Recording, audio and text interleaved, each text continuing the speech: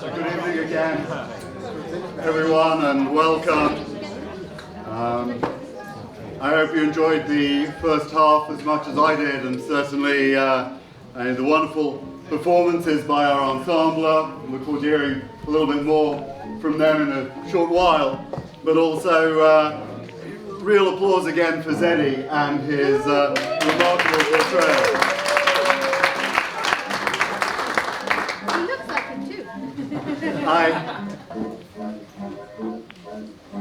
I thought, well, actually, as I was deciding what I ought to say about my mother, I phoned a former congregant who said that on the 80th birthday of his father, he had said the following things and reeled off a number of different traits and developments of his father that he thought would be good to share.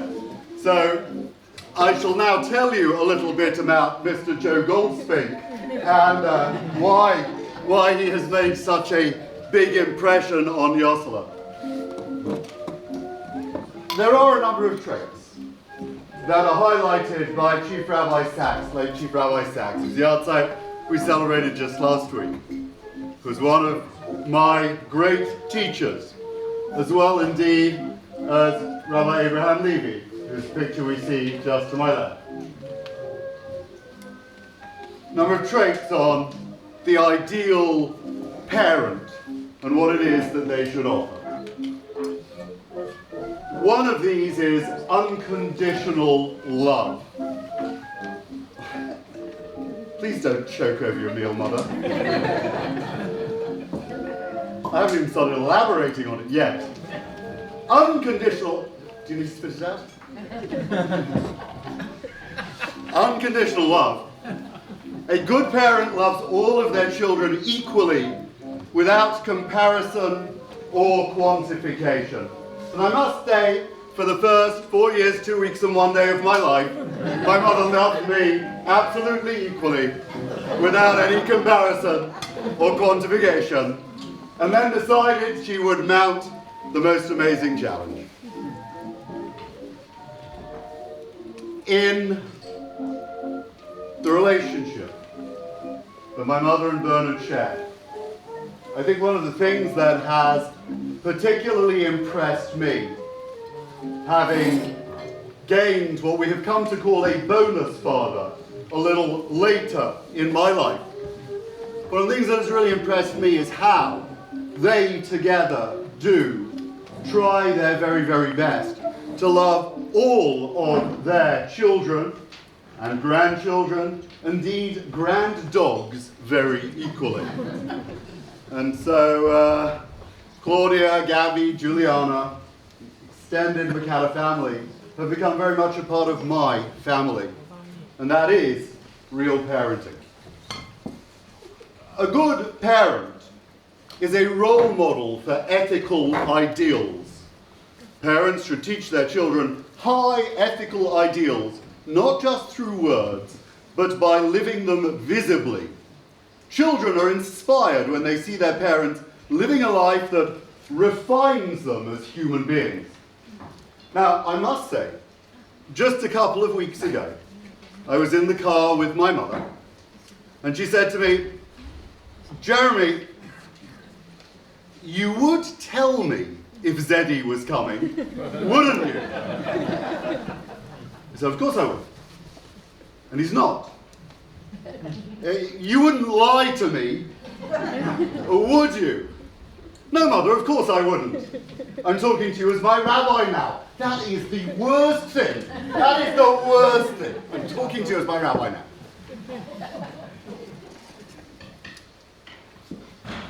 He's not coming. He's not coming. It doesn't work. They've got the baby. You're going there in a week. In any case, they're flying back on the same day. Right? Started a new job. It's just not going to work. He's sorry he can't come. On the phone, on Thursday, "Jeremy, I wouldn't be surprised if Zeddy turned up, and I wouldn't be surprised if he didn't. Can you assure me that he's not coming. He's not coming. You know, we had Caroline's mother on the table plan, just to make sure there was a seat reserved. On the journey, Zeddy messaged from Hong Kong, trying to arrange a time to catch up from Australia, just to make sure that it looked just right. I sent him the link so that we could rehearse his performance, so that he'd be able to do it on screen. The charade extended. Caroline's mother was actually in on it, pretending. The one person, you know, Bernard knew about it. I knew about it.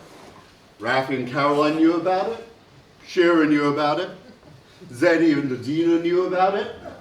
The only person who seemed to know about it and have an objection and believed that we should not tell my mother. No, she believed you should. That we should not conceal things from my mother. Was Mandy, who through her life has been known as massively moral Mandy, modelling the ethical traits that children ought to display. And I say that so that you realise that every one of us lied to you directly, right? Mandy is the one moral member of the family, and you failed because the rest of us are totally amoral, including Bernard, right? So when my mother walks through the door on Friday night, and Zeddy is put on this original long play, this original 78 record, real, the only one we know about of the Heinz Levine Morgan Vida Lustig. And he's standing there behind the record player, balloons in the room, ready for the big reveal and denouement. My mother steps into the room, into our house, looks through the door, and shrieks, "No!" and runs out. Who wants me to put that on the projector now? Because we were filming it. We'll share it on the family group. Role modeling and ethical ideals. Unconditional love, 1. Role modeling ethical ideals, 0. Creating space for growth. Instead of trying to inspire children directly, parents should create a supportive environment and the space for children to inspire them and grow to their full potential. If a parent creates a big space, children will grow tall, what one of us did, and make a difference in the world. I must say, through the love of my mother, each of us moved to Australia. And that is a big space. Empowerment.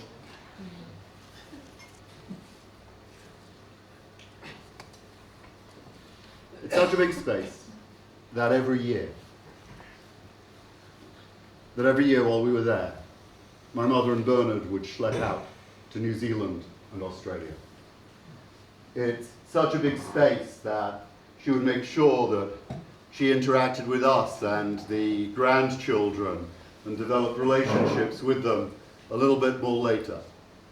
But there is no space that was too big for my mother to maintain a relationship, however far we tried to run. Empowerment. Empower children not just to learn, but to do.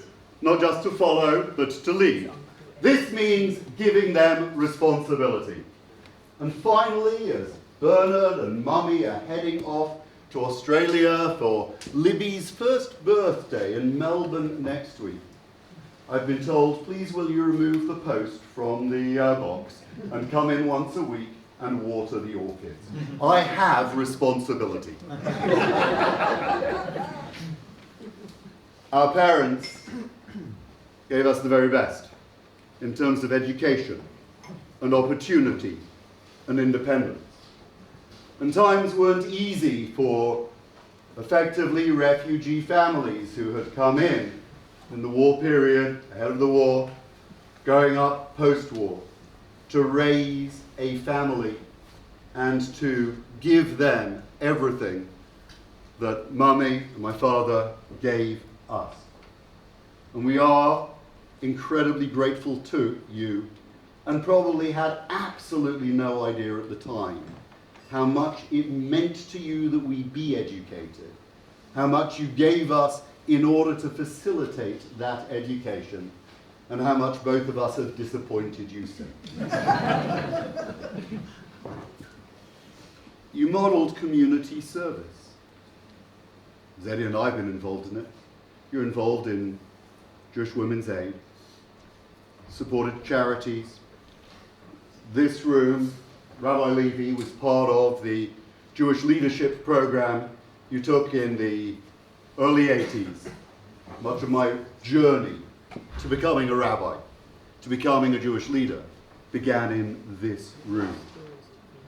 As part of that, have faith in children no matter the situation. That act of faith helps the children develop faith in themselves. You probably had no idea what faith I was going to develop in myself. But I can say with certain knowledge that when you and Rabbi Levy went to Israel and you were told, if God forbid one of your kids returns from yeshiva as a meshuggah frumma, the one thing that you should do is make sure that you work with them to keep the family strong, rather than create that rift which we've seen exist, which splits families and creates such a negative impression for Judaism. The bridges can be built. And Mummy, you built those bridges. And you have held firm to those bridges for the last, well, I would hate to give away your age, for the last several decades. Being thankful, appreciate the blessing of having children and bringing new life into the world. I have no idea if you were thrilled to see me or Zeddy. No idea at all. But I can say that as a grandmother and as a great-grandmother, you have absolutely shown every delight. And in maintaining relationships which you never experienced yourself. The trips to Paris for our various children for their bar and bat mitzvahs. The cultural experiences of trips to the theatre, ballet and opera. The cherishing of sayings that we grew up with, creating, as well as the story, the Lewinology, creating a little black book of strange expressions like Ich verstehe immer Sauerkraut. All I understand is pickled cabbage. It is about as good to you as a dead Yugoslav ballet dancer. And I imagine as Claude is looking at me, he can hear Oma and Opa saying those phrases, because these came from that period, and yet they're cherished by our children. Bernard's 80th birthday, just a little earlier this year, one of the things my kids said that I think meant a lot to me was how Mummy and Bernard had each developed individual relationships with each of the grandchildren and developed, nurtured particular traits in them that they saw, so that they weren't just a grandma or a granny Yvonne or an oma or an omama, but they were, or a skipper or a ski papa. They were bonds, not generic, but bespoke and cherished. Allowing children to give back. Parents often give children everything, but sometimes forget to allow children the chance to give something back. This act of giving provides children with dignity and helps them become who they truly can be. I think the ideal relationship I saw as a child was Oma and Opa. I think I've never seen so much love. I had no reason to question it.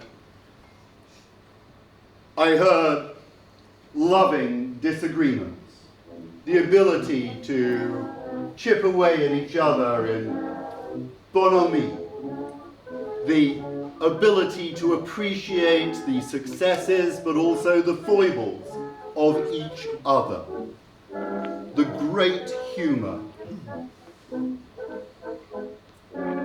And I imagine that that's what Mummy must have seen in a family as a child, amongst the privations of the time she grew up. But she didn't know grandparents. And this project is a celebration of an older generation which you never knew. And you, Mummy, have given back to people you'd never met in bringing their life, their music, their mores, the colour and the beauty and the quirkiness, creating a link which you've shared with me and with Zeddy, with the next generation and the generation after that. Zeddy and I have delighted in being able to be part of this evening, even though you were so disappointed to see him on Friday night. We have so enjoyed the opportunity to be able to bring and give back some of that to you.